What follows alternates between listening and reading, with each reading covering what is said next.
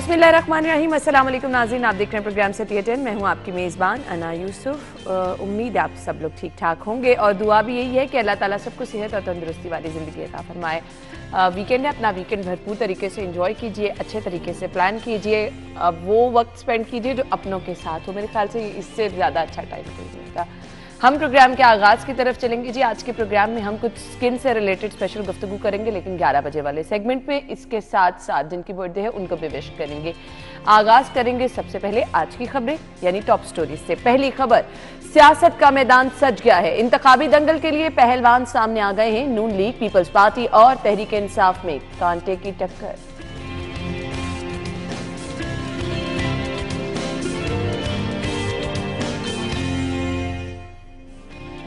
अस्पतालों की अपग्रेडेशन का काम तेज। वजीर आला का दौरा PIC, नाक़िस सफाई पर कमिश्नर और दीगर अफसरान तलब।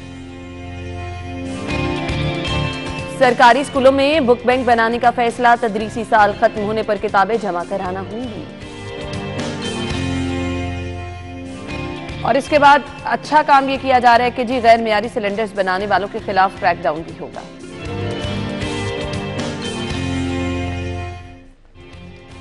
अच्छा जी, खबरें आप जान चुके हैं। हमारे सीनियर रिपोर्टर्स वकास अहमद और दुर्रे नयाम ने हमें ज्वाइन किया है। वेलकम करेंगे। अस्सलाम वालेकुम, थैंक यू सो मच। अब वो जो एक इलेक्शन के करीब आने वाला वक्त नजर आना शुरू होता है। हालांकि रियलिटी उस तरह से नहीं है, गहमा गहमी जो होनी चाहिए आप तक तो ये होता है कि आपको जगह जगह बैनर्स नजर आ रहे होते हैं, मीटिंग्स होना शुरू हो जाती हैं।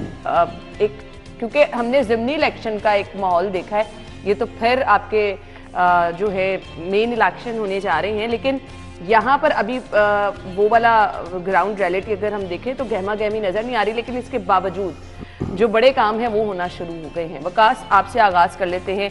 सबसे पहले कल नून लीग की तरफ से ऐलान किया, क्या टिकटें दी गई? बिल्कुल, अब आपने बात की ना कि गहमा गहमी उस तरह से नहीं है, इससे ज्यादा तो हमें ज़िमनी इलेक्शन में नजर आती है। मीटिंग शुरू हो जाती है, कॉर्नर मीटिंग। आप कह मीटिंग सकते हैं कि पार्टीज की तरफ से इस बार जो टिकटों के फैसले थे वो कुछ तखीर से सामने आए हैं। और रात ना मैं इकबाल टाउन में मौजूद था, तो जिनको टिकट मिली थी ना अनएक्सपेक्टेडली, जो उनको उम्मीद नहीं थी, तो उन्होंने फिर ढोल लेके ना तो वो बजाना शुरू कर दिया रैलियों की शक्ल में। वो जो गहमा गहमी है ना वो शुरू होना मेरा ख्याल है अब हो जाएगी, नजर आएगी, आ जाएगी। क्योंकि अब जो दूसरा फेज है, टिकटें तो मिल गई हैं, अब बहुत सारे जो नाराज लोग हैं बेसिकली माहौल उन्होंने बनाना है। कोई दूसरी तरफ जाएगा, ठीक है, कोई अपनी कैंपेन स्टार्ट करेगा, तो माहौल आहिस्ता आहिस्ता बनना शुरू हो जाएगा। लेकिन डेफिनेटली जैसे हम एक्सपेक्ट कर रहे थे इलेक्शंस में होता है, 2-2 महीने पहले लोग अब नॉमिनेशन पेपर से लेके उससे पहले ऐलानात से लेके उस तरह गहमा गहमी नहीं है, लेकिन डिस्कस बहुत लोग कर रहे हैं। आप जहाँ पे भी बैठे हैं, जिस महफिल में भी बैठे हैं, लोग डिस्कस कर रहे होते हैं कि जी इलेक्शन है, कौन किधर जा रहा है, लोगों को कंसर्न भी है इलेक्शन से। अब इस टर्म पे हमें आ जाना चाहिए कि वक्त कम और मुकाबला सख्त है। दुर्रे नायाब ऐसे ही है? मेरा ख्याल है वक्त तो बहुत कम है, मुकाबला सख्त है, और अभी मुकाबले में कुछ कंफ्यूजन का भी जाहिर बात है हमारे उम्मीदवार शिकार रहे हैं। जिनको टिकटें मिल गई हैं वो भी पूरी तरह कॉन्फिडेंट नहीं है, और जिनको नहीं मिली वो आज़ाद लड़ने के हवाले से भी सोच रहे हैं। लेकिन मैं समझता हूँ कि लाहौर में बहुत सारे लोगों के साथ ज्यादती हुई है, और मुस्लिम लीग नून ने जहाँ पर बहुत ताख़ीर की टिकटें देने में, वहाँ पर बहुत सारे अच्छे लोगों को भी नज़रअंदाज किया गया। और जिन लोगों की कुछ ग्राउंड में बहुत ज़्यादा हैसियत थी वो अंदरूनी लॉबी का शिकार हुए, और उनको DC टिकट ना देके DCT कर दिया गया, उनको एक्नॉलेज भी नहीं किया गया। मैं ख्वाजा हसन साहब बहुत हैरान हूँ, मलिक चौधरी शहबाज साहब बड़ा हैरान हो गया, तौसीफ शाह साहब पे हो गया, फिर बड़े सारे लोग ऐसे थे जिनकी ग्राउंड पे हमने वर्किंग देखी है। क्योंकि अभी हमें तो 15 साल ऑलमोस्ट हो गए हैं लाहौर में इलेक्शन कवर करते करते। मलिक चौधरी शहबाज साहब की बहुत ज़्यादा फ़ैन फॉलोइंग है शुमाली लाहौर में, बड़ी ग्रिप है। ख्वाजा अहमद हसन मोस्ट सीजन आपको विजन भी तो देखना चाहिए कि सियासत को लेके विजन किसका क्या है, और ख्वाजा साहब हमेशा और ख्वाजा साहब ने लाहौर को उस तरह चलाया। जब शहबाज शरीफ वज़ीर आला होते थे तो लाहौर के चेयरमैन तमाम जो काम थे वो पूरा उनके पास ख्वाजा अहमद खान साहब करते थे, चाहे वो LD हो जाए, चाहे वो PIC में, चाहे सफाई के मामला हो गए, चाहे कुछ हो गए, हेल्थ के इनिशिएटिव हो गए। तो अगर 5 साल वज़ीर आला शहबाज शरीफ साहब रहे तो उसके पीछे जो लोग कार फरमा थे उनको भी नज़रअंदाज किया गया, कुछ नए लोगों को एंट्री दी गई है। अच्छा, फिर खोखर बरादरी जो है वो बहुत खुल के सामने आई है, और इस बार बहुत बड़े पैमानों पे सीटें ले गई। हमारा अगर जनूबी लाहौर का, जहाँ हम बैठे हैं, हमारे से इस तरफ का लाहौर देखें तो ज़्यादातर उम्मीदवारान जो है वो खोखर बरादरी से हैं। बहुत अच्छी बात है, ठीक है, उन्होंने समझा, देखा, पार्टी के फैसले हैं, लेकिन इसमें जो पल्स है ना वो बड़ी मैटर करती है। आपके अगर वोटर हैं और कई सालों से आप जहाँ खड़े हो रहे हैं और आप जीत भी रहे हैं, आपको उनको नजरअंदाज करना समझ से बाहर है। एग्जैक्टली। कुछ लोग पार्टी में बहुत अच्छी हैसियत है लेकिन जीत नहीं पा रहे पिछले एक आध साल से। ठीक है, आपने उनको वादा किया कि हम सेनेटर में देखेंगे, उनको कहीं और अकोमोडेट कर देंगे, चले समझ आ गई, लेकिन जिनके ग्राउंड में वर्किंग है, जिन्होंने इतना अच्छा काम किया, जिनको लोग जानते हैं, जिनकी शिनाख्त है, जिनकी सारी पूरी लॉबिंग है, उनको ना टिकट देना बहुत हैरानकुन बात है। हमारे ज़राए तो बहुत कुछ बताते हैं, लेकिन ज़राए की बात पे सर टीवी पे बैठ के हम क्या सराइयाँ तो नहीं कर सकते। नज़र तो हमें आ रहा है, लेकिन ये इलेक्शन को सीट एडजस्टमेंट पहले मामलात मुझे बता करेगा, इलेक्शन को टफ करेगा। और सीट एडजस्टमेंट में आपसे मैं ब्रेक पे बात कर रहा था कि दो बड़े प्रोमिनेंट नेम है, अलीम खान साहब और रौन चौधरी साहब। मतलब कि ये मामूली छोटे मोटे इस तरह के नहीं है कि अच्छे खासे बड़े नाम है। तो अगर इन लोगों को भी लाहौर में सीट एडजस्टमेंट की जरूरत पड़ गई है विकास, मुझे बताएं कि बाकी अच्छा मुझे तो लगता है कि चले अब सीट एडजस्टमेंट हो गई है तो तब अभी जीत जाएं। मुझे तो इनकी अभी भी ये भी एक बात है। अच्छा, अलीम खान साहब का जो थोड़ा सा आप कह सकते हैं कि उनके इम्कानात में कुछ पॉइंट ज़्यादा हैं। आप हल्के में, हमने सर्वे भी किया, अब भी लोग जाते हैं तो सीरियसली लोग खुद हैरान हो रहे होते हैं। ये जो बात अभी दुरे भाई आपने कही है ना कि इनको क्या ज़रूरत है, तो बहुत सारे लोग ये बात करते हैं कि अलीम खान तो शायद जीत जाए, लेकिन आपको लगता है कि हम उनको वोट देंगे।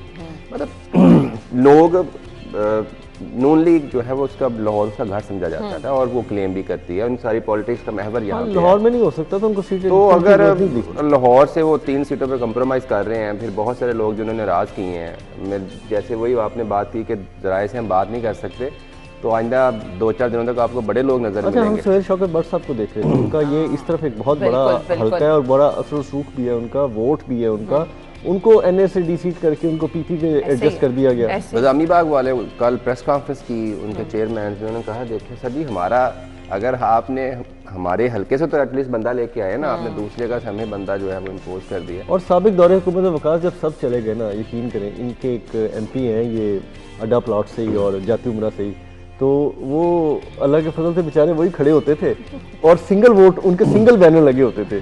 क्योंकि मेरा तो रूट था, तो सिंगल बैनर लगे होते थे सिर्फ एक बंदे के, मियां जावेद के, और मैं तो हैरान हूँ कि उस बंदे को भी टिकट उनको भी नजरअंदाज। अच्छा, चौधरी शुजात नून लीग से सीट एडजस्टमेंट ना करने का फैसला है जी, नून लीग से नाराज हैं। दुरे नायाब देखें, फिर वो आईपीपी से बड़े सियासतदान निकले। आईपीपी देखें नून लीग से एडजस्टमेंट कर रही है, वो कहते मैं नहीं करूंगा, तो किसी बात पर ही है ना, स्टैंडिंग उनकी किसी चीज पर ही है ना। और इन्होंने तो हमेशा कहा जी कि 3 लोगों की जमात, 2 लोगों की जमात, तो वो सियासत में ये चीजें नहीं, आपको उतनी बात करनी चाहिए जो आपके दिल से चली जाए। आपको वो बातें नहीं कि सियासत में करनी चाहिए जो दिल में रहे। ये वक्त बड़ा बेरहम है, वक्त बड़ा बेरहम होता है। तो अब ठीक है, उन्होंने कहा कि अगर ऐसी बात है तो ऐसी बात है। मेरा ख्याल है उनकी स्टैंडिंग बहुत अच्छी है। चौधरी शुजात साहब हर सतह पे काबिल कबूल है, और चौधरी शुजात साहब वो शरीफुल नफ्स सियासतदान है, उनको वो शर्फ हासिल है कि आपको पता है कि इमरान खान साहब भी उनके घर गए, उनकी इयादत करते रहे, उनके साथ मामला चलाते रहे, वरना वो तो किसी को उस वक्त नहीं कुछ समझते थे जब वो इक़्तिदार में थे।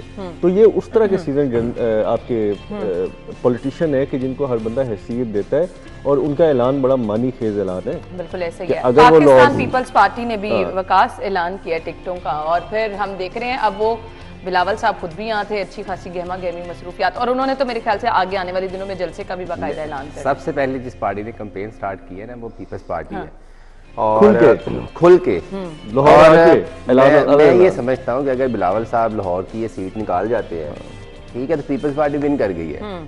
और हमने भी कोई बड़ी बात नहीं, वो खुद मैदान में इसी हल्के में हमने सर्वे किया था। पता तारर सर ठीक है, हमारे भी मोहतरम दोस्त हैं, लेकिन बात ये कि उनकी वो ग्राउंड हैसियत नहीं है कि वो बिलावल साहब के सामने खड़े हों। ये अच्छा, मैं थोड़ी विकास साहब की बात इसलिए काट किया कि ये हल्का मैंने गुज़िश्ता 2 टेन्योर में ये हल्का मैंने कवर किया। ठीक है, जब मलिक परवेज साहब भी मरहूम जिंदा थे तब भी, अली परवेज आए, शाइस्ता परवेज साहिबा ये तब भी आई।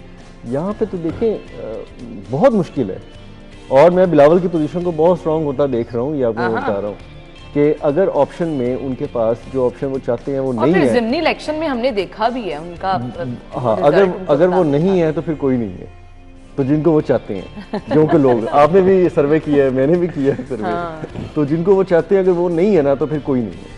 चले, ये तो अब माहौल बनता चला जा रहा है, जैसे जैसे वक्त आगे जाता जाएगा तो नजर आता जाएगा कि क्या होने वाला है। लेकिन अब मेरे ख्याल से वो जो हम कह रहे हैं ना कि एक्चुअली जो ग्राउंड पर नजर आना चाहिए वो आना भी शुरू हो जाएगा। मेरे ख्याल से अब सियासी जमातें जो हैं वो अब तैयारी पकड़ रही हैं और सिलसिला जो है ये हमें आगे चलता नजर आएगा। अब देखिए आने वाले वक्त में क्या क्या मजीद सामने चीजें आती हैं। ब्रेक होगी, ब्रेक के बाद हम अगली खबर की तरफ आएंगे, आप हमारे साथ ही रहिए।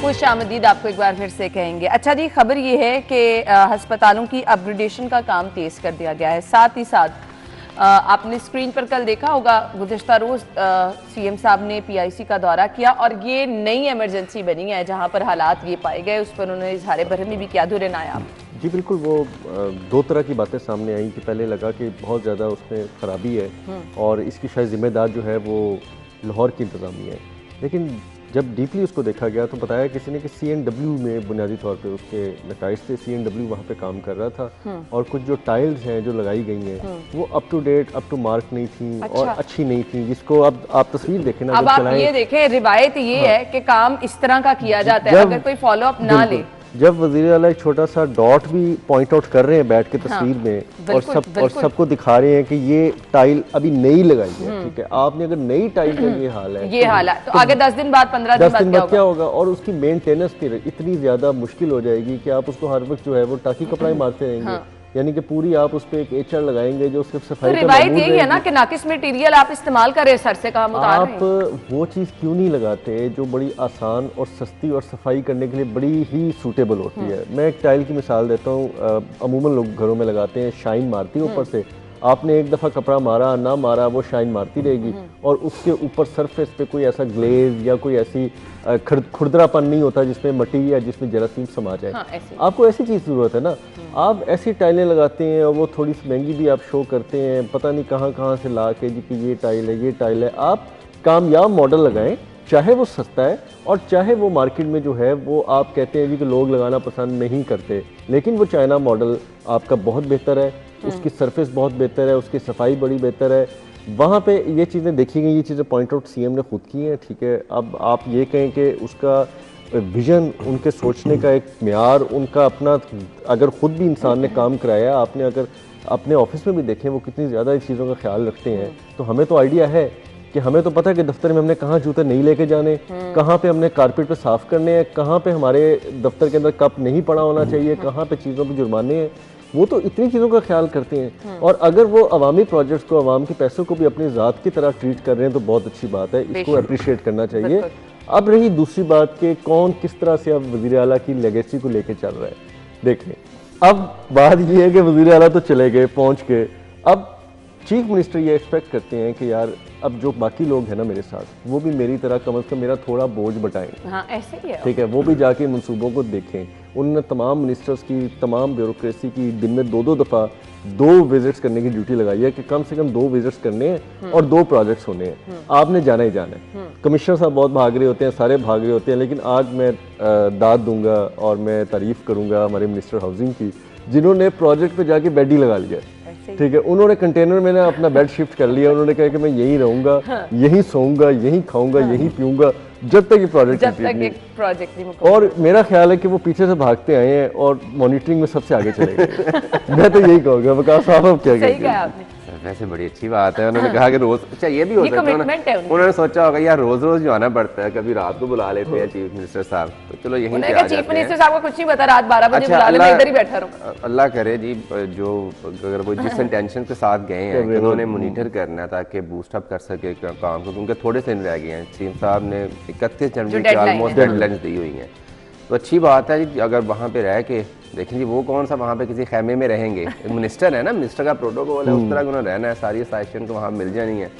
तो मेरा ख्याल है मिनिस्टर साहब अपनी रहें ज़रूर, मॉनिटर करें, कोऑर्डिनेशन अच्छी चीज़ है, जो हर्डल्स आ रही हैं उनको दूर करें लेकिन वो अपनी वो सारी कैबिनेट मिनिस्टर अपनी कैबिनेट भी ना वहाँ पे ले जाए। हाँ। ठीक है, लेकिन बहुत मुश्किल प्रोजेक्ट है बंद रोड में, आपको ऑनेस्टली बताऊं। नहीं, और डेडलाइन करीब ही है डेडलाइन बहुत करीब है और प्रोजेक्ट बहुत मुश्किल है। आपका जो पहला फेज है जो बाबू साबू से स्टार्ट हो रहा है टुवर्ड्स आपका मूव रिंग रोड की तरफ हो, जहाँ से गुलशन अभी गुजर के जाते हैं डबल सड़कों वाला चौक, वो बहुत मुश्किल प्रोजेक्ट है और वो स्लो है। आगे चले जाएँ जो इसका पैकेज आगे आ जाता है 2 की बात करें तो वो बहुत तेज़ी से जा रहा है। उसके अंदर काम, अब मैं ये देख रहा था कि वहाँ पे तो कारपेटिंग भी तकरीबन एक पोर्शन पे स्टार्ट कर चुके हैं वो। उसके बाद उनकी जितनी भी सबवे व्हीकलर सबवे हैं गाड़ियाँ गुजरने से आर पार होने के लिए, उस पर भी तकरीबन काम मुकम्मल किया जा चुका है। आगे ट्रीट करते जा रहे हैं, तेज़ी से निकलते जा रहे हैं। वहाँ पे शायद इनको 31 जनवरी तक कोई रिजल्ट मिल जाए, लेकिन पीछे मुश्किल है। वहाँ पे मुझे से सही कहते, अगर देखा जाए तो मिनिस्टर ने कोई गलत नहीं किया। उसने अगर वहाँ जाके अपना डेरा ही जमा लिया या अपना कमरा ही बना लिया तो उसने सही किया है, क्योंकि अगर वो वहाँ बैठेंगे, सोएंगे, खाएंगे, पिएंगे तभी काम होगा, अदरवाइज नहीं होगा। और फिर उनकी प्राइमरी जिम्मेदारी है, वो मिनिस्टर हाउसिंग है, उनकी प्राइमरी जिम्मेदारी है इसको फॉलो करना।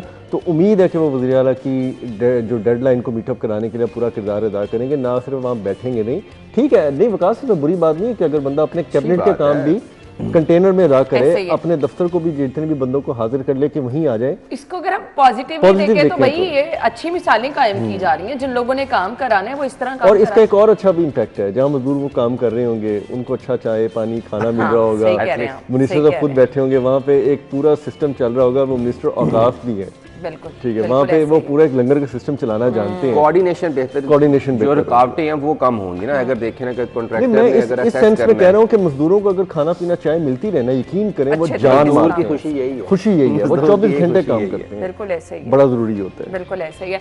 अच्छा जी, जहाँ तक रह गई हॉस्पिटल के काम की बात, तो वो आपने देखा कि सीएम साहब कितने एक्टिव हैं, खुद अस्पतालों में जाके दौरे भी कर रहे हैं, मरीजों को दी जाने वाली सहूलियात का वो टाइम टू टाइम जायजा भी ले रहे हैं। इसके साथ साथ कल वजीर आला ने बार काउंसिल की इमारत का संगे बुनियाद भी रखा है। 5 करोड़ ग्रांट है, वादा पूरा कर दिया है। वकला के जायज मसाइल तरजीही बुनियादों पर हल करना फर्ज है। वकला की डिग्रियों की तस्दीक 3 महीने तक फ्री होगी, सीएम साहब की जानिब से ये भी कहा गया है।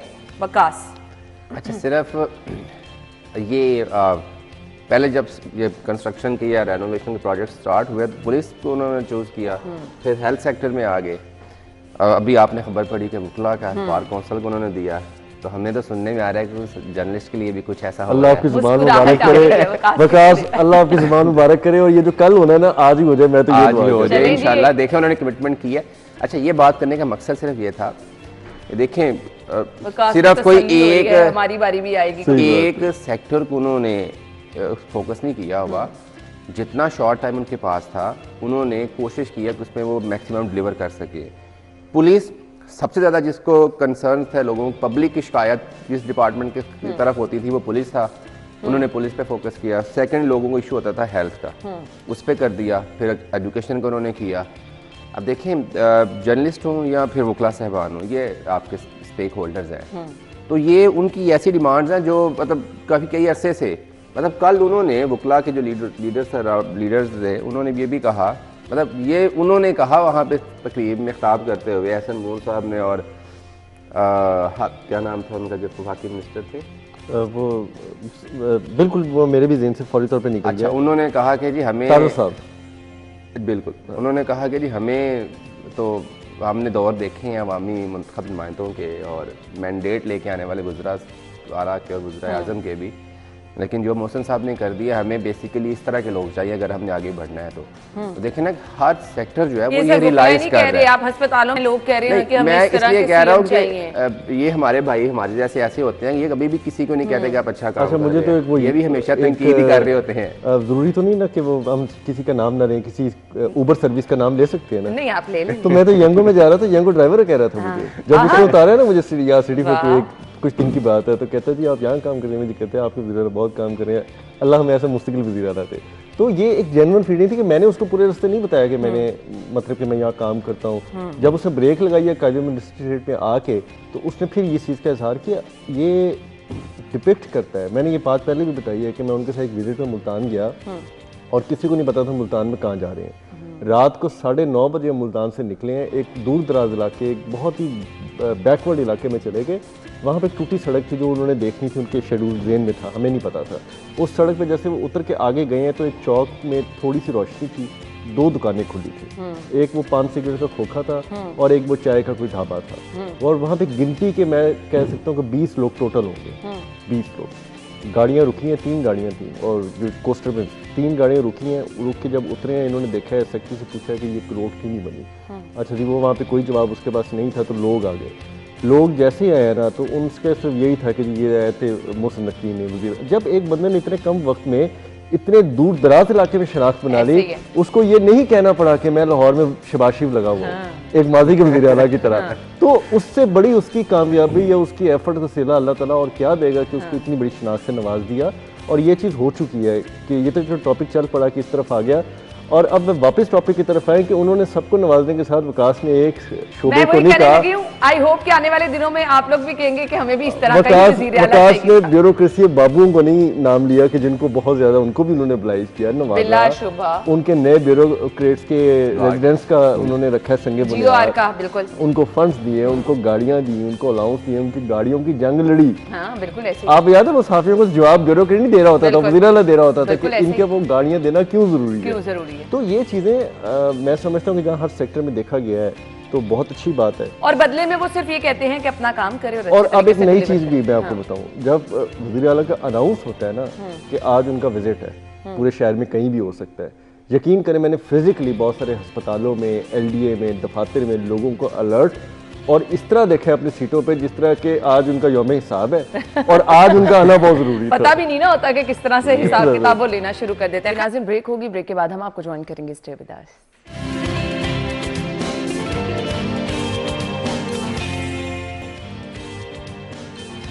एक बार फिर से आपको खुश आमदीद कहेंगे और खबर यह है, तदरीसी साल खत्म होने पर किताबें जमा कराना होंगी। सरकारी स्कूलों में बुक बैंक बनाने का फैसला किया गया है। मेरे ख्याल से ये अच्छा इकदाम है।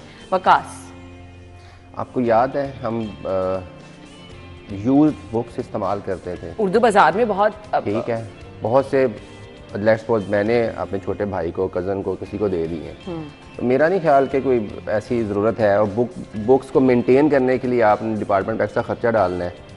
देखिए यहाँ तो ना कि जो इस्तेमाल शुदा किताबें हैं वो ज़ाया हो रही हैं, ठीक है, फिर तो आप उनको सेव करने के लिए काम करें, बुक बैंक करें। अब आपने स्टूडेंट से लेके आगे किसको देनी है, तो एक ऑलरेडी एक प्रैक्टिस चल रही है कि खुद से लोग जो बच्चे इस्तेमाल करते हैं अगली क्लास में जाते हैं, तो छोटी वाली हो जाता है ना प्रॉपर। अगर आप वहां जमा करा देंगे तो जरूरतमंद बच्चे, क्योंकि हमारे यहाँ माफिया बहुत डबल कीमत पर आपको किताबें मिलती हैं, हमने किताबों की शॉर्टेज भी देखी है। सो ये होगा कि जरूरतमंद बच्चों को स्कूल खुद ब खुद आगे किताबें दे देगा। तो देखिए इधर तो टाइटल बदल के लोगों के बच्चों के वालिदैन पे बोझ डाल दिया जाता है। अच्छा और अंदर देखते हैं निसाब आप बदल नहीं पाए, हाँ। आप कोई यकसा निसाब नाफज नहीं कर सके, आप किसी भी किस्म का एक दो जो निज़ाम तालीम है आपका, 2 तबकाती, उसमें कोई आप फर्क खत्म नहीं कर पा रहे। बड़े बड़े दावे किए गए, जब आप ये नहीं कर पा रहे ना, तो फिर आपको एक ही कलेक्शन बुक हो, आने वाली क्लास के बच्चों को स्कूल जो है वो खुद बुक्स दे, वही हाँ। जो कलेक्टिव बुक होंगी, जाने वाली क्लास जो है वो अगली क्लास के आने वाले बच्चों की बुक बैंक से बुक्स लेंगी और पढ़ेंगी। आपको ये कागज वैसे भी ज़ाया करना, हम तो पूरी दुनिया की तरह पेपरलेस पे जाने की बातें करते हैं। मैं वही कह रही हूँ कि अब तो हर जगह पे हम तो ये कहते हैं कागज ज़ाया ना करें, हम तो ये कहते हैं कि अब इतना मतहम्मल हमारी इंडस्ट्रीज नहीं है कि हम ये नेचुरली पेपर को बनाकर जो है वो एक्सपेंस करें। तो ये बहुत अच्छी बात है। और आपको पता है ये भी मॉडर्न स्कूल्स हैं बहुत बड़े बड़े जो लाखों में भी फीसें लेते हैं, वो तो बच्चों को खाली हाथ बुलाते हैं, खाली हाथ घर भेजते हैं। बिल्कुल ऐसे ही बच्चों के बैग्स, किताबें, ज्योमेट्री, हर चीज स्कूल के अंदर जमा होती है। वो जाते हैं वहीं से इशू करते हैं, स्कूल से अपने जो भी कैबिनेट बने होते हैं वहां से सामान निकालते हैं, क्लास में बैठ जाते हैं। और इधर हमारे बच्चे जो हैं वो गरीब जो बच्चे हैं, गरीबों के बच्चे, अब्बा जो है मोटरसाइकिल चला रहा होता है, 2 आगे बिठाए होते हैं, 2 पीछे बिठाए होते हैं, एक लंबे से स्टैंड पे 3 बैग रखे होते हैं। तो ये हालात तो यहाँ बनते जा रहे हैं कि आपका बहुत अच्छी बात है, मैं तो इसको सपोर्ट करूंगा कि अगर आपकी बुक बैंक के जरिए आने वाली जाने वाली क्लासों को स्कूल के अंदर ही बुक्स मिले, बहुत अच्छा, ये अच्छा इकदाम है। अच्छा जी, हमने अगली खबर की तरफ भी आना है, ब्रेक का वक्त हुआ है, ब्रेक लेंगे तो ब्रेक के बाद हम अगली खबर की तरफ आएंगे। बहुत अहम खबर है ये भी, ब्रेक के बाद आपको ज्वाइन करते हैं।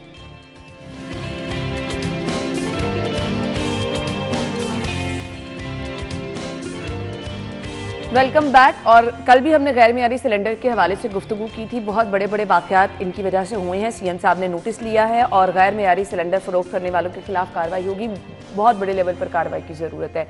सर्दियों का सीज़न है और लोग सस्ते सिलेंडर के चक्कर में, क्योंकि महंगाई बहुत ज़्यादा है, तो लोग कॉम्प्रोमाइज़ कर लेते हैं इस चीज़ पर कि गैर मेयारी सिलेंडर ख़रीद लेते हैं, जो कि बहुत बड़े हादसात को दावत भी देता है। हमने माजी में ऐसी मिसालें भी देखी हैं। तो प्लीज़ थोड़े से पैसे ज़्यादा लगा लें, इस चीज़ पे कॉम्प्रोमाइज़ ना करें। आपके साथ वाले घर, इर्द गिर्द वाली इमारतें, इर्द गिर्द वाली दुकानें तक मुतासर होती हैं। दुरे नायाब देखिए, निगरान हुकूमत जब आई तो मेरा ख्याल है कि इस हुकूमत ने हुकूमत नहीं संभाली, एक माइंस की जो एक फैक्ट्री थी ना वो संभाली। सही कहा आपने। जिस दुकान पे, जिस मैटर पे, जिस इदारे पे, जिस सरकारी दफातर पे वो पाँव रखते थे ना, वो फटने को तैयार हो जाता ऐसे ही है, ऐसे ही है। तो अभी तो इतनी फायर फाइटिंग की है निगरान सेटअप ने कि इनकी हिम्मत की दाद देनी पड़ेगी कि इन्होंने हर चीज़ में इस्लाहात लाने के लिए पूरी एफर्ट की है। माजी की हुकूमतों की तरह ये नहीं कहा कि ये तो पहले से ही बहुत गंदे थे, ये इदारे तो करप्शन थे, ये इस इदारों के अफसरान करप्ट हो चुके हैं, ये ठीक होने के काबिल नहीं है। लीडरान बहुत सारे बयान देते थे। इस वज़ीर आला ने हौसला किया, उन्होंने कहा कि नहीं, ये ठीक करना है, अब जिम्मेदारी पड़ी है तो अब करना है। उन्होंने बचाए इनको धुतकारने के, इनको एक्सेप्ट किया। और आपको पता है जब आप किसी मनसब पर बैठते हैं ना, आपको अच्छाई बुराई के साथ एक्सेप्ट करना पड़ता है चीज़ों को। बिल्कुल सही कह रहे और बहुत बेहतरी लाई। लेकिन फिर बात वहीं खड़ी है कि जिस चीज़ में हाथ डालते हैं वहाँ पे इतने प्रॉब्लम्स हैं, इतनी मुश्किलात हैं, इतने माफियाज हैं, इतनी चीज़ें हैं और इतने प्रोसीजर लैब्स हैं कि उसको कवर करता करता कितना टाइम चाहिए होता है। लेकिन तेज़ी के साथ कर रहे हैं। अब सिलेंडर्स का मैटर भी ये है, आपकी गाड़ियाँ भी उससे रिलेटेड हैं कि इंस्पेक्शन, उस पर एक क्वालिफाइड टीम बिठाना, उसके बाद आपको इंस्पेक्ट करके उसको सर्टिफिकेट दे के मार्केट में या बाजार में भेजना, ये एक बहुत बड़ी एक्सरसाइज है। रिवायती नहीं है, ये रिवायती नहीं है। और एक्चुअली इसके बगैर आप इस चीज़ पर काबू पा ही नहीं सकते। आपको खुली छूट क्यों है? ना कोई पूछता है सिलेंडर कहाँ बन रहे हैं, कौन बना रहा है, ना कोई एसओपी है, क्वालिटी स्टैंडर्ड है ना। आप देखें पुराने सिलेंडरों को लेके काट के वेल्ड करके बनाया जाता है और यहाँ पे खुली इंडस्ट्रियां लगी हुई हैं। आपके लोग जो है ना वहाँ पे बिल्कुल, मैं कहता हूँ, बेच रहे हैं। और इस पे ऐसा ही है कि प्रॉपर फॉलो अप होगा तभी ये माफिया कंट्रोल होगा। अदरवाइज जिस तरह से बड़े बड़े हादसा हुए, अल्लाह ताला रहम करे, फिर तो इनको रोकना बहुत मुश्किल हो जाएगा। बहुत बहुत शुक्रिया आप लोगों के वक्त के लिए। नाज़रीन, हम हेडलाइंस के बाद आपको ज्वाइन करेंगे, हमारे साथ रहिएगा।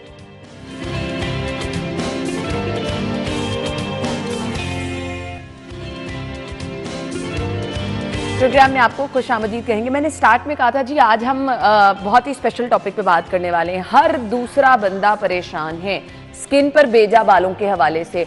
कुछ लोग कहते हैं कि जी ये जेनेटिक होता है बाय बर्थ, कुछ लोगों के स्किन पे बहुत सारे बाल होते हैं। अच्छा जी, इसके साथ साथ जैसे जैसे आपकी एज बढ़ती जाती है, बालों की ग्रोथ चेहरे पर ज़्यादा होती जाती है। अब इसकी रीज़न क्या है, इसके चांसेस को कम कैसे किया जा सकता है और फिर इसका इलाज क्या मौजूद है, लेज़र कितना मौसर है और कितनी दफ़ा आपको कराना पड़ता है, क्या लेज़र से बहुत सारे लोगों का सवाल ये होता है कि बालों का मुकम्मल खात्मा हो जाता है, स्किन की लेयर तो डैमेज नहीं होती, आपकी स्किन अच्छी रहती है। तो ये बहुत सारे सवालात जो आप पूछना चाहते थे, इनके जवाब हम आज के शो में लेंगे। इसके साथ साथ कॉस्मेटिक सर्जरी बहुत सारे लोग चाहते हैं कि उनके लिप्स इन्हेंस हो, चीक्स इन्हेंस हो, फिर बहुत सारे लोग चाहते हैं नोज तीखी हो, इस पर भी हमने बात करनी है।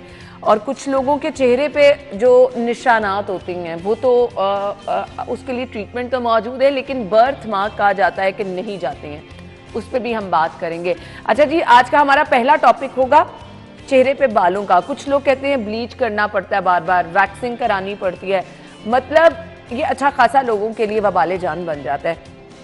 सो इसके लिए कौन कौन से मौसर ट्रीटमेंट हैं, क्या कोई ऐसा ट्रीटमेंट भी है जिससे मुकम्मल तौर पर बालों का खात्मा हो जाता है, इस पर हम बात करेंगे। हमारे साथ स्किन स्पेशलिस्ट मौजूद है, बड़ा नाम है जी, हमेशा आप सब लोग चाहते हैं कि हम डॉक्टर साहब को बुलाएं और उनके जबरदस्त मशवरे आपके साथ शेयर करें। डॉक्टर हारून नबी साहब ने भी ज्वाइन किया। अस्सलाम वालेकुम। वालेकुम अस्सलाम। थैंक यू सो मच, बहुत बहुत शुक्रिया। आपका शुक्रिया कि आपने बुलाया। Thank you so much doctor साहब।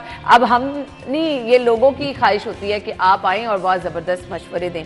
डॉक्टर साहब, आज का हमारा जो पहला टॉपिक है उसकी तरफ मैं आना चाहूँगी। स्किन पे बालों का इशू बहुत सारे लोगों को है, इवन बहुत छोटी एज में लड़कियाँ जो हैं इससे परेशान हैं।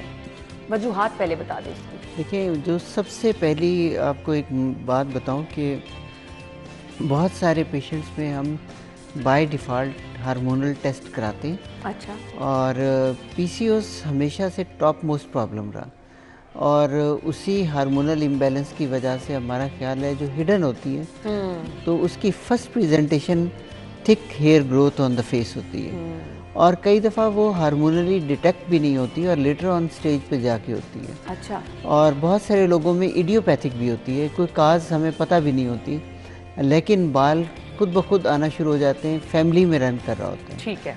और आजकल चूँकि सारा ज़माना सोशल मीडिया का है, तो जो छोटी बच्चियों के चेहरे पे बाल आते हैं तो उसका सबसे बड़ा प्रॉब्लम ये होता है कि स्कूल में जो फेलोज़ होती हैं वो उनको बुली करती हैं, और लड़कियां भी और लड़के भी ऐसे ही है। तो उन बेचारों को बार बहुत परेशानी का सामना होता है। बिल्कुल ऐसे तो ही मेरे बहुत सारे पेशेंट जो बहुत स्कूल जाने से उन्होंने इनकार कर दिया, जी हम ऐसे स्कूल नहीं जाएंगे जब तक हमारा इलाज ना हो, क्योंकि वो थिक बाल छोटी उम्र में, मतलब अगर ग्रेड 9-10 की बच्ची के चेहरे पे बहुत सारे बाल हों तो एम्बेरस फील करती है। बिल्कुल ऐसे ही है। और सोशल स्टिग्मा भी बन जाता है। बिल्कुल ऐसे ही है। तो ये हम इन पेशेंट्स को इन्वेस्टिगेट ज़रूर करते हैं अंडरलाइंग हार्मोनल एबनॉर्मलिटी के लिए, लेकिन ट्रीटमेंट मेडिसिन से भी कम किए जा सकते हैं? कुछ आप खाने वाली मेडिसिन भी देते हैं? खाने की मेडिसिन हम तब शुरू कराते हैं कि अगर हम फॉर श्योर हों, जब हमारे एंडोक्राइनोलॉजिस्ट या हमारे गायनोकोलॉजिस्ट हमें कहती हैं कि जी इस पेशेंट की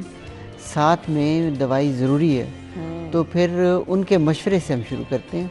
मैं कोशिश करता हूँ कि ऐसी उसमें एंडोक्राइनोलॉजिस्ट भी हमारे साथ ऑन बोर्ड हों और गायनी वाली भी ऑन बोर्ड। आप देखें कि ये कितना अहम पहलू है जिसको माहिर डॉक्टर ही जो है वो फॉलो करते हैं कि आपने उन दोनों डॉक्टरों से राब्ते में रहना है जिनका कंसर्न है। नहीं तो यहाँ पे तो लोग जाते हैं सैलून्स में, वो जो मर्जी दवाइयाँ आपको दे देते हैं और फिर उसके रिजल्ट क्या होते हैं वो तो बाद में जाके ही पता चलता है। सैलून का तो ये काम ही नहीं काम है। अनफॉर्चुनेटली पाकिस्तान में हर चीज़ बगैर किसी बड़ी बड़ी मशीनें रख के बैठे हुए हैं, रूल्स और रेगुलेशंस। बिल्कुल आपकी बात सही है कि जो इन्वेस्टमेंट करे, जो बड़ी मशीन लगाए, मैं सब लोगों को ये रिक्वेस्ट करता हूँ कि जब भी कोई फेस का ट्रीटमेंट कराने लगे तो आप डॉक्टर से पूछें कि आपकी क्वालिफिकेशन क्या है, आपके क्रेडेंशियल क्या हैं, क्या आप एक स्किन स्पेशलिस्ट हैं, ट्रेंड डर्मेटोलॉजिस्ट हैं या नहीं, क्या आप एक ट्रेंड प्लास्टिक सर्जन हैं या नहीं, क्या आप एक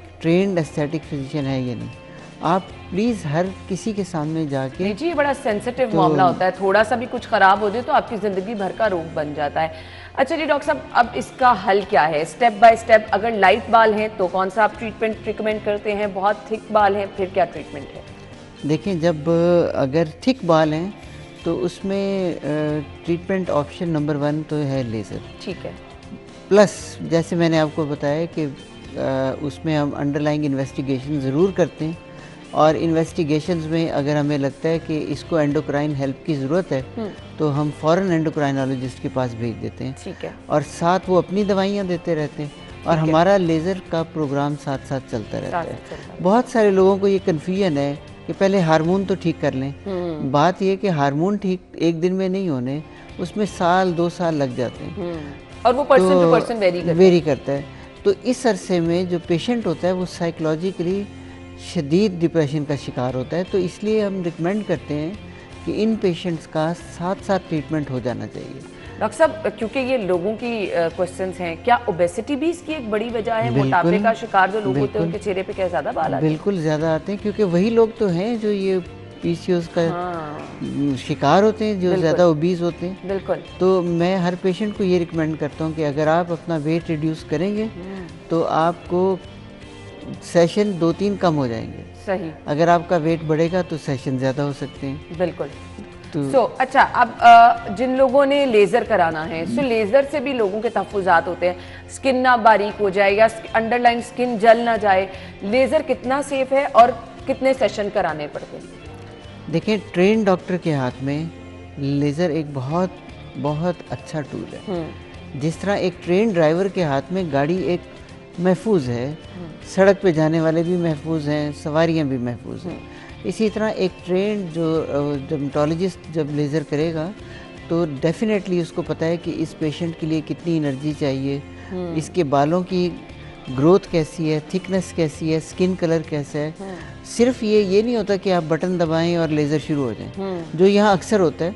अगर आप देखें तो बहुत सारे सैलून्स तो छोड़ें, अब छोटे छोटे स्पॉट्स हैं ऐसे बन गए, तो उन जगहों पे बिल्कुल नॉन क्वालिफाइड लोग और अनट्रेन्ड स्टाफ उसका नुकसान क्या होता है कि पेशेंट गया बाल ख़त्म कराने और उसकी स्किन बर्न हो गई। हाँ जी, और स्किन बर्न का निशान फिर जाते जाते बिल्कुल ऐसा ही। और वो फिर उसको ठीक करना मुश्किल हो जाता है। लेजर से क्या स्किन के बालों का मुकम्मल खात्मा मुमकिन होता है? स्किन के बालों का मुकम्मल खात्मा मुमकिन नहीं। ठीक। हमारा क्योंकि हेयर जो है ना एक साइकिल में होता सर है। बहुत सारी वो वेबसाइट ऐसी होती है ना कि दावा किया जाता है 100% खात्मा, तो वो फिर लोग बड़ा इंप्रेस होकर वहाँ चले भी जाते हैं। जी वो इसलिए कि इग्नोरेंस इज ब्लेसिंग। हाँ बिल्कुल, उनको भी नहीं पता होता, पढ़ने वालों को भी नहीं पता होता। तो मैं आपके प्रोग्राम के उसमें बताता हूँ कि कभी 100% बाल ख़त्म नहीं होते। ठीक है। Hairs are in cycle. तो हमारा टारगेट ये होता है कि जो थिक हेयर हैं वो अगर 80% ख़त्म हो जाए तो हम कहते हैं 100 है। 20% हेयर्स को आपको इन एनी केस मैनेज करना पड़ता है। उसके लिए मेंटेनेंस सेशन होते हैं। नॉर्मली हम हर किसी को बताते हैं कि 10 से 12 सेशन चाहिए होंगे। बिल्कुल। और अच्छा, मेंटेनेंस एज भी मैटर करती है। बहुत सारे स्टूडेंट्स जैसे आपने जिक्र किया 9-10 ग्रेड के हैं, कुछ जल्दी में भी कराना चाहते हैं, तो मुझे लगता है स्किन बड़ी आपकी होती है कि समटाइम हम इस एज में नहीं भी रिकमेंड करते। सो आप इस चीज़ को क्या कहेंगे कि ज़रूरी होता है कि ये भी देखना कि आपकी स्किन इसके लिए रेडी भी है? देखिए इसमें सबसे इम्पोर्टेंट चीज़ है रिस्क और बेनिफिट। हाँ। देखिए अगर बच्चा क्लास में जाने से इनकार किया हुआ है, मतलब एक बहुत ज़्यादा बालों के साथ स्कूल में जाना बहुत मुश्किल है, तो ऐसी सूरत हाल में ट्रीटमेंट करना ज़रूरी है। और अगर कई दफ़ा बहुत सारे बच्चियाँ शौकिया ट्रीटमेंट के लिए आती हैं तो मैं उन सबको बहला फुसला के 1 साल बाद का टाइम दे देता हूँ, 2 साल बाद आना। कि अगर बहुत फाइन हेयर 2-3 हेयर और वो उनके स्नैपचैट कैमरे में आ रहे हैं, इंस्टा के कैमरे में आ रहे हैं, तो यानी ऐसे केस भी आते हैं आपके पास? तो वो फिर मैं उनको क्या कहते हैं, उन बच्चों को बहलाना फुसलाना पड़ता है कि कोई बात नहीं, इनके साथ गुजारा करते हैं। तो अगर 1-2 बाल हो तो प्लीज़ आप खुद समझ लें कि अभी आपको यू आर नॉट मैच्योर और आपकी स्किन पे इतने बाल नहीं है कि आप लेज़र कराएं। तो ऐसे पेशेंट्स में आम तौर पे बहुत बाद में तंगी होती है कि जी हमने 15 सेशन कर लिए, 20 सेशन कर लिए, हमारे चेहरे पे तो 1 बाल था, 2 बाल थे। तो मैं उन्हें कहता हूँ क्यों शुरू किया?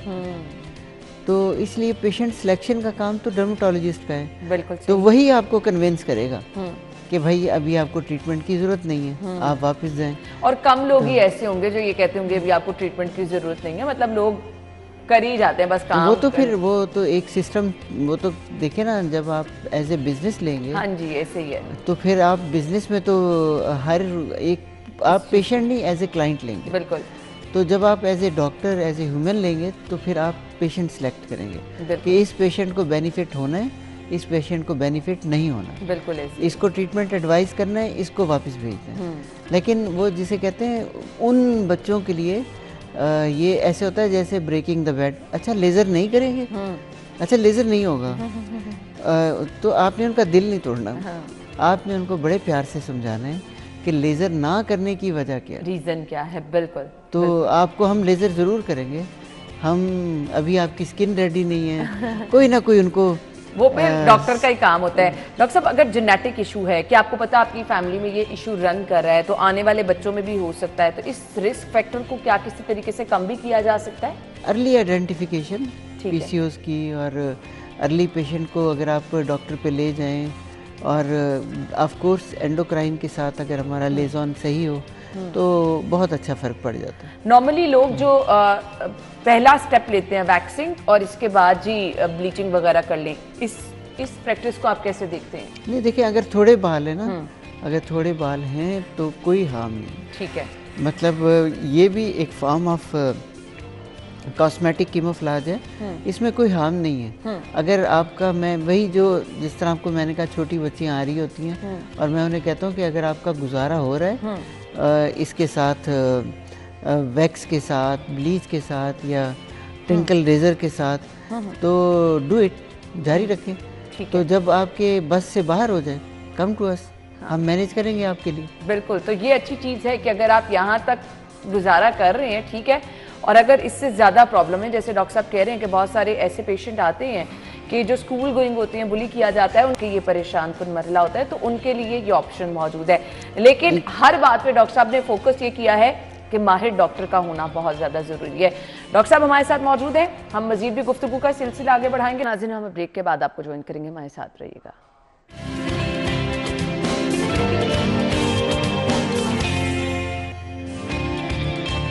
Welcome back once again.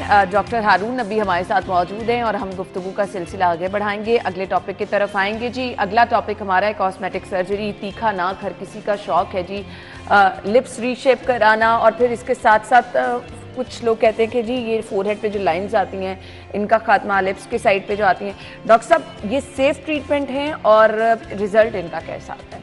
बहुत सेफ ट्रीटमेंट है, बहुत अच्छे ट्रीटमेंट हैं और बहुत इफ़ेक्टिव भी हैं, और इससे क्वालिटी ऑफ लाइफ भी कई दफ़ा बहुत अच्छी चेंज हो जाती है। हाँ, अच्छा अगेन वो अगर कोई नोज रीशेप कराना पड़े तो उसके लिए क्या डिफरेंट सेशन आपको ज्वाइन करने पड़ते हैं या बार बार उसको मेंटेन रखने के लिए ट्रीटमेंट कराना इसको पड़ता हम है? कहते हैं लिक्विड राइनोप्लास्टी। ठीक है। इसमें नॉर्मली तो होती है ना सर्जरी, जो इसका एक परमानेंट इलाज है, लेकिन उसका ये होता है कई दफ़ा पेशेंट्स को बहुत थोड़े फिक्सेस की ज़रूरत होती है, ठीक है। क्योंकि सर्जरी का डाउन टाइम ज़्यादा होता है, स्वेलिंग काफ़ी देर रहती है, तो उस छोटे फिक्स के लिए सिर्फ हम 2-3 इंजेक्शंस के साथ उसको 6-8 महीने के लिए बहुत परफेक्ट कर लेते हैं। अच्छा। और उससे पेशेंट बड़े हैप्पी हो जाते हैं कि जबरदस्त। जी कोई सर्जरी नहीं हुई, कोई कुछ नहीं हुआ, और नोज़ पे 2-3 स्पॉट पे हमने इंजेक्शन लगाए और उससे पेशेंट का प्रोफाइल चेंज हो अच्छा, जाता एक खौफ होता है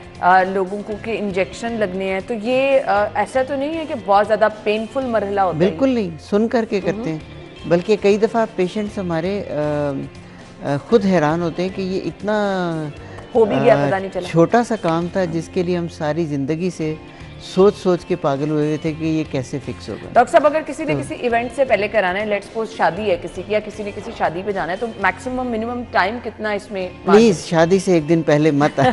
ऐसे लोग होते हैं, वाकई होते हैं। ये मेरे लिए सबसे बड़ा चैलेंज होता है। कल रिश्ते वाले आ रहे हैं, कल मेरा निकाह है और परसों मेरी बारात है या कल मेरी मेहंदी है, तो कम से कम देखें नीडल वर्क है ना, तो नीडल वर्क से पहले नीडल तो कभी भी किसी से ब्रूज कर सकती है, तो और स्वेलिंग भी हो सकती है। बिल्कुल। कम से कम अपने आप को 2 हफ्ते का टाइम दें ठीक है। कि अगर आपकी स्किन अच्छी तरह हील कर जाए और ट्रीटमेंट की ब्यूटी भी आ जाए, ठीक तो आप कम से कम अपने आप को 2 हफ्ते का टाइम दें। जब भी आपने इस तरह का कोई भी ट्रीटमेंट करना हो, मतलब मुझे अक्सर कई दफ़ा पेशेंट्स ये करते हैं लिप एनहांस करना है कि लिप को रीशेप करना है, ब्यूटीफाई करना है। जब ट्रीटमेंट हो जाता है शीशा देख के एकदम ज़ोर से चीख मारे, डॉक्टर साहब ये तो बहुत ज़्यादा स्वेलिंग हो गई, मेरा तो कल बहुत इम्पोर्टेंट फंक्शन था। तो मैंने कहा ये तो आपने पहले बताया नहीं, मैंने 3 दफ़ा पूछा आपसे कि कल कोई इवेंट या कोई फंक्शन, तो कहने हमें तो लगा था कि शायद कुछ भी नहीं, मामूली सा काम है। मैंने कहा काम मामूली है, लेकिन चूँकि देखिए ना होंठ, नाक, स्किन एक सेंसिटिव स्ट्रक्चर है, ज़रा सी चोट लगती है तो स्वेलिंग होनी है। बिल्कुल है। तो वो जो नॉर्मल स्वेलिंग है, जो इंजेक्शन की स्वेलिंग है, जो इमीडिएट होनी है, उसको ठीक होने में कम से कम 3 to 4 डेज़ का मार्जिन होना चाहिए। बिल्कुल ऐसे ही। और अगर ब्रूज हो गया है तो आपको 7 डेज़ सब्र करना पड़ेगा। बिल्कुल। हमारे पास कोई भी ऐसा मैजिकल ट्रीटमेंट नहीं है कि हम उसको फ़ौरन अभी हुआ है तो अभी ठीक कर दें। तो आप प्लीज़ ये जब भी कोई कॉस्मेटिक ट्रीटमेंट करना हो, फिलर्स हैं, बोटॉक्स हैं, they are very good treatment, लेकिन अर्जेंट या इमरजेंसी नहीं करना। कम से कम 7-10 डेज़ का टाइम मार्जिन होना चाहिए। डॉक्टर साहब स्किन टाइप भी आप देखते हैं, कुछ लोगों की स्किन ऑयली होती है, कुछ लोगों की बेतहाशा ड्राई स्किन होती है, मतलब कुछ लोगों की स्किन के लिए ट्रीटमेंट नहीं सूट कर रहे होते हैं, तो ये चीज़ें तो लाजमी आप यही तो काम है जो मैं पहले ही आपसे कह चुका हूँ। यही काम है एक ट्रेन डर्मेटोलॉजिस्ट का, एक ट्रेन प्लास्टिक सर्जन का, क्योंकि वो इस काम के माहिर हैं। जब वो इस काम के माहिर हैं तो वही देखकर आपको बताएंगे कि ये ट्रीटमेंट आपके लिए गुड है या नहीं, सूटेबल है। और बड़ी इंटरेस्टिंग चीज़, क्योंकि अब सोशल मीडिया का ज़माना है, पेशेंट मोबाइल पे अपने फिल्टर से ये चाहिए मुझे अपनी ही तस्वीरें, बड़े फ़नी वाक़यात होते हैं कि अपनी मतलब एक पेशेंट ने अपनी स्नैपचैट फ़िल्टर से तस्वीर निकाली और मुझे कहने लगी कि मैं बिल्कुल ऐसी थी आज से 5 साल पहले, तो और उस पर डेट लिखी आ रही थी कि ये तस्वीर कब ली। अच्छा। मैंने कहा ये तस्वीर कब की है? उन्होंने कहा ये तो पुरानी तस्वीर। मैंने कहा ये तो लिखा हुआ है इस पे, ये डेट है। कहती ये तो आपने बड़ी गलत वो पढ़ लिया आपने। कहती कहने का मकसद है मैं ऐसे होना चाहती हूँ। अच्छा। तो मैंने कहा तो आप ऐसी होना चाहती हैं तो मतलब इसका आसान तरीका है कि हमेशा स्नैपचैट फ़िल्टर अपने पास रखें। तो बड़ा मुश्किल होता है बिल्कुल। पेशेंट की एक्सपेक्टेशंस को फुलफिल करना। बिल्कुल ऐसे। और वो भी हमारे लिए रिजर्वेशंस होती है कि इसी बजट के अंदर कि एक फिलर में मेरा नाक भी सही कर दें, लिप भी सही कर दें और पूरा प्रोफाइल चेंज कर दें, मुमकिन नहीं। हाँ, उसका ये तरीका है कि आप आहिस्ता आहिस्ता थोड़ा थोड़ा करके एक वक्त में एक ट्रीटमेंट से एक एरिया फिक्स कर लें, सही, तो उससे फिर हम ये कर सकते हैं। डॉक्टर साहब एक बहुत अहम टॉपिक ये है, लोगों को लगता है बर्थ मार्क जो है इसका खात्मा नहीं होता, कह दिया जाता है अच्छा जी ये तो पैदाइशी निशान है, ये तो जाना ही नहीं है। सो इस पे बताइए रिकवरी के क्या चांसेस होते हैं, क्या ऐसा मुमकिन है कि बर्थ मार्क का खात्मा हो सकता है? बर्थ मार्क ये मेरे बड़े एक स्पेशल बेबीज़ होते हैं। अच्छा। और इसमें दो तरह के होते हैं, एक जो होते हैं खून की नालियों की वजह से रेड बर्थ मार्क जिन्हें हम पोर्ट वाइन स्टेन और पोर्ट वाइन बर्थ मार्क्स कहते हैं, और एक हेमेंजियोमास होते हैं या वास्कुलर मालफॉर्मेशन होते हैं। और इसके लिए हमारे पास हम इन बच्चों का फ्री इलाज कर रहे हैं ऑलमोस्ट तकरीबन समझ लें कि 15 साल से। That's really great. और अभी भी, लेकिन अभी लास्ट वीक मेरे पास एक birth mark port wine birth mark की बच्ची आई और उसने मुझे कंप्लेंट की कि आप लोगों को अवेयर नहीं कर रहे, और वो लाहौर में रहती थी और उसे किसी ने रेफ़र ना किया। तो मैं आपके प्रोग्राम के उसमें दोबारा कहना चाहूँगा कि हम इस पोर्ट वाइन बर्थ मार्क्स के बच्चों का जो रेड होते हैं फ्री ट्रीटमेंट देते हैं। चलें जी, अगर आप परेशान हैं या आपके इर्द गिर्द कोई ऐसे मार्क वाला बच्चा है तो डॉक्टर साहब की क्लिनिक जा सकते हैं, रब्ता कर सकते हैं।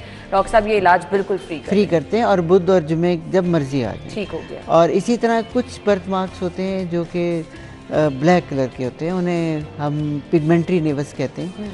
वो ब्लैक और ब्राउन दोनों तरह के होते ठीक हैं, है। उसका भी हम फ्री ट्रीटमेंट करते हैं। ठीक है। तो लेकिन आप जितनी जल्दी बच्चे को लेके आएंगे उतना ट्रीटमेंट इजी होगा, यानी छोटी एज में छोटी रिकवरी के एज में। चांसेस ज्यादा होते हैं। और डॉक्टर साहब क्रीमों से भी कुछ काले निशान पड़ जाते हैं, उनका भी इलाज मुमकिन है? उनका भी इलाज मुमकिन है। ठीक है। पहला इलाज तो है कि आप प्लीज़ ऐसी क्रीमों का से परहेज़ करें कि जिनसे लॉन्ग टर्म साइड इफ़ेक्ट्स ज़्यादा होते हैं। शॉर्ट टाइम आप फौरी तौर पे चमक ज़रूर जाते हैं, तो आपने खुद एहतियात कर ऐसे क्रीम्स वगैरह जो मिक्स क्रीम है ख़ास तौर पे।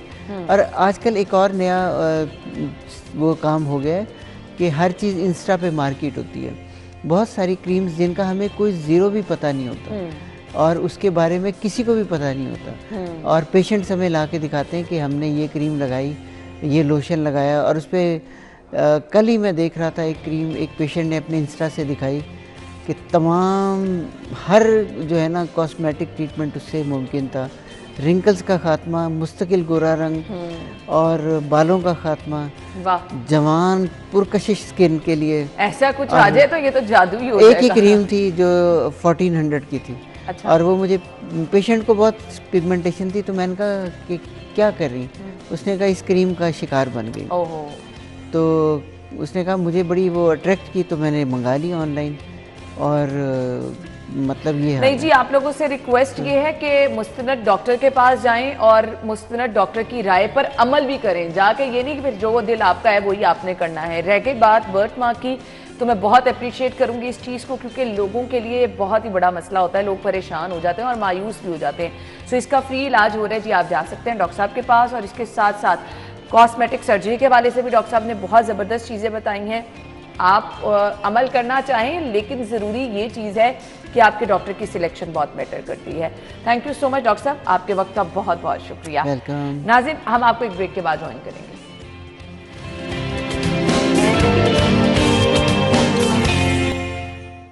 Welcome back. हम प्रोग्राम में का सिलसिला आगे बढ़ाएंगे और प्रोग्राम के इस हिस्से में शहर में जी सर्दी है शदीद।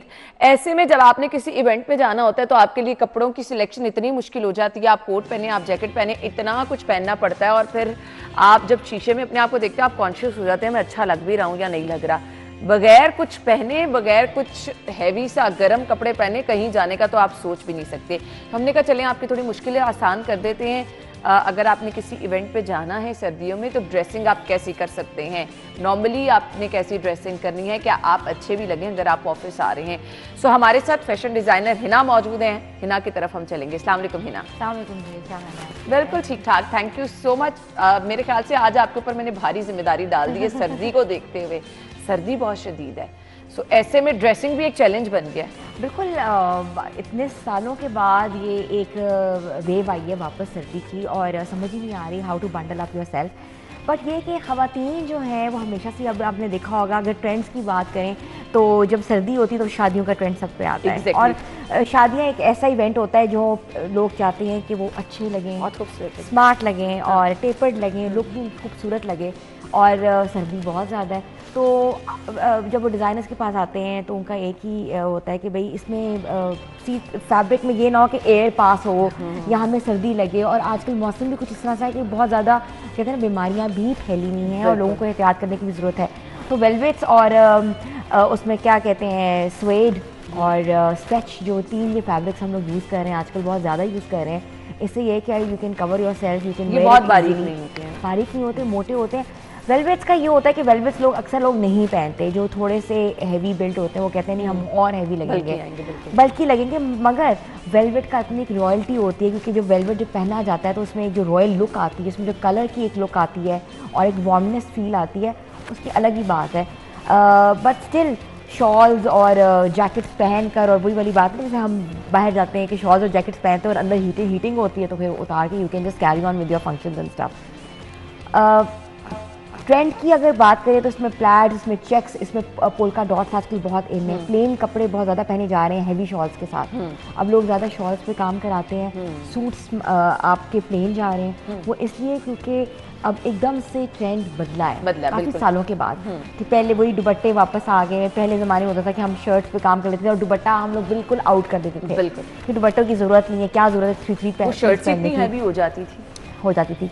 मगर अब जो है वो शॉल्स हैवी हैं, और शॉल्स हैवी के साथ सूट्स प्लेन है, या आपके जो आ रहे हैं घेर वाले कपड़े या अनारकली ड्रेसेस वो प्लेन आ रहे हैं। चूड़ीदार इन हो गया एकदम से, काफ़ी सालों के बाद चूड़ीदार इन हुआ है, तो ये भी एक ट्रेंड का हिस्सा बन गया हुआ है। और आपने देखा होगा कपड़ों के साथ मैचिंग वो जो आजकल बैग्स चल रहे हैं, बिल्कुल वो भी एक ट्रेंड चल रहा है। तो ये तो सर्दियों की ट्रेंड, जो सर्दियों गर्मियों का अब इतना ज़्यादा ना फर्क नहीं रहा अकॉर्डिंग टू द वेडिंग, बिल्कुल ऐसे ही है। स्वाई जस्ट फैब्रिक चेंज हो जाता है, इसके अलावा ट्रेंड जो है वो वही रहता है। पेस्टल कलर सर्दियों में भी चल रहे हैं, पेस्टल कलर्स गर्मियों में भी चल रहे हैं, बट मोर ऑफ लाइक सर्दियों में हम royal blues, maroons, emerald Green's और ब्लैक्स के शेड ज़्यादा इस्तेमाल करते हैं। उससे वो फीलिंग ऑफ वार्मनेस और वो जो सीजन का जो एलिमेंट है वो एड अप हो जाता है। बिल्कुल।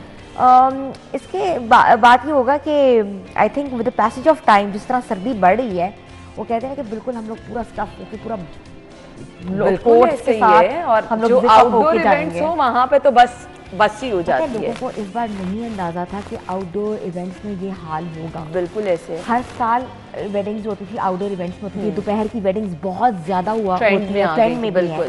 अब फॉग है, बिल्कुल आपकी 11 से 11:30 12 बजे तक तो लाहौर के एरिया में बहुत फॉग अच्छी खासी है। बिल्कुल। और मोटरवे का जो सिस्टम है, जो लोग आना चाहते हैं, अटेंड करना चाहते हैं, वो भी लोगों के इवेंट्स काफ़ी मुतासिर हुए हैं इस बार।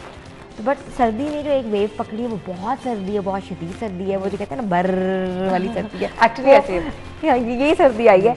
मगर ये कि ट्रेंड जो है वो इतने नहीं बदलते हैं, क्योंकि जो हमारी ख़वातीन है वो कहते हैं ना कि जब तक वो फ्लैशी और जब तक जगमगाए ना वो मज़ा ही नहीं आता कि आप इंजॉय कर रहे हो वेडिंग या आप सर्दी इंजॉय कर रहे हो। और सर्दियों में भी ये है कि अब लॉन्ग वन पीसेस भी बहुत इन हो गए कि आपने एक पीस पहना ऊपर शॉल और आप किसी इवेंट के लिए तैयार हो गए। चलें जी, ये तो आजकल जो ट्रेंड में चल रहा है वो हिना ने बता दिया। अच्छा जी, अब थोड़ी सी हमने रूटीन ड्रेसिंग पे डिस्कस करनी, मुझे ब्रेक का कहा जा रहा है। ब्रेक लेते हैं, फिर ब्रेक के बाद इस पर आएंगे, हमारे साथ ही रहिएगा।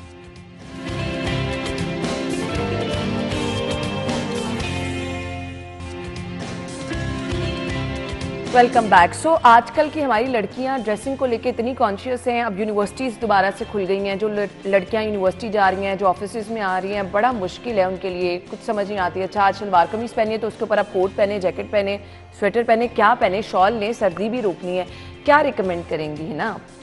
ऑब्वियसली यूथ है, यूनिवर्सिटी गर्ल्स हैं, तो ऑब्वियसली उनको सर्दी कम नहीं लगती है। ये आपने बिल्कुल सही कहा, वाकई है, उनको सर्दी नहीं लगती। लाइक जैसे हम होते हैं ना कि यार तुम लोग को सर्दी नहीं लगती।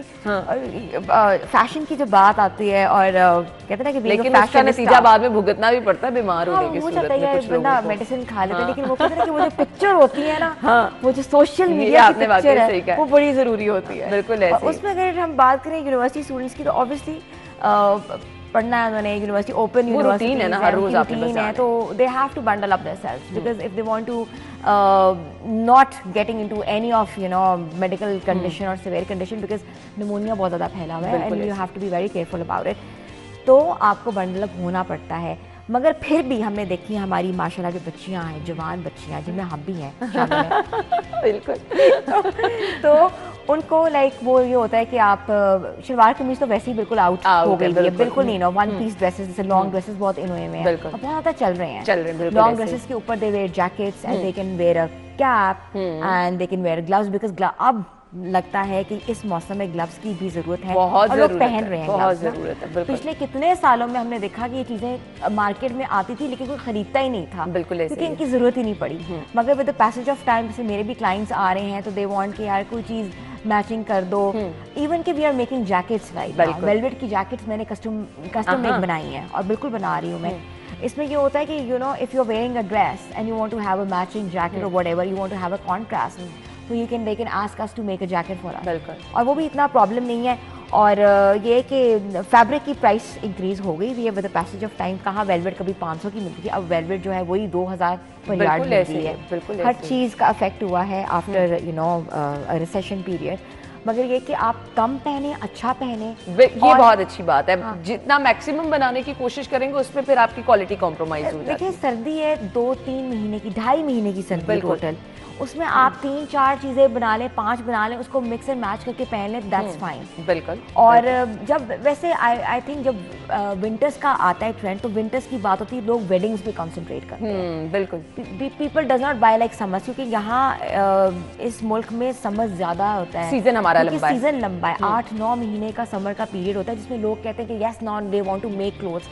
ईदें भी उसमें आती हैं, शबरातें भी उसमें आती हैं, बिल्कुल, और डिफरेंट इवेंट्स भी आते हैं, तो उसमें दे स्पेंड। विंटर्स में people like we can wear a jacket, we can wear anything, और कहाँ पहले लिनन पहनी जाती थी, कहाँ रॉड मरीना पहना जाता था, अब वो भी trend Aahista Aahista shrink up होता जा रहा है। बिल्कुल ऐसे ही है। सो ऑप्शंस आपके पास बहुत है, थोड़ा सा आपने अच्छे तरीके से ड्रेसिंग करनी है, और वो किस तरह से करनी है वो हिना ने आपको थोड़ी सी टिप्स बता दी। Thank you so much Hina, आपके वक्त का बहुत बहुत शुक्रिया। Thank you. नाज़रीन अपना ख्याल रखिएगा, हमारी और आपकी मंडे को मुलाकात होगी, इजाजत दीजिए, अल्लाह हाफिज।